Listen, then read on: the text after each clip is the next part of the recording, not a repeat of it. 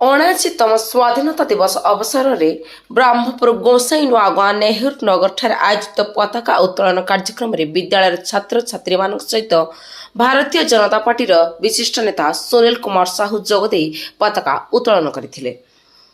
ଏହି ଅବସରରେ ଛାତ୍ରଛାତ୍ରୀଙ୍କୁ ଶୁଭେଚ୍ଛା ଜଣାଇବା ସହ ସେମାନଙ୍କ ଉଜ୍ଜଳ ଭବିଷ୍ୟତ କାମନା କରିଥିଲେ। ସ୍ୱାଧୀନତା ଦିବସ ଆମ ସମସ୍ତଙ୍କୁ ମନେ ପକାଇ ଦିଏ ଯେ ଆମେ ଅନେକ ତ୍ୟାଗ ଏବଂ ସଂଘର୍ଷ ପରେ ଏହି ସ୍ୱାଧୀନତା ପାଇଛୁ। ଏହି ଅବସରରେ ଆମେ ସମସ୍ତେ ଦେଶର ଏକତା, ଅଖଣ୍ଡତା ଏବଂ ପ୍ରଗତି ପାଇଁ କାମ କରିବା ନିମନ୍ତେ ସଂକଳ୍ପ ନେବାକୁ ବିଜେପିର ବରିଷ୍ଠ ନେତା ସୁନୀଲ କୁମାର ସାହୁ କହିଛନ୍ତି।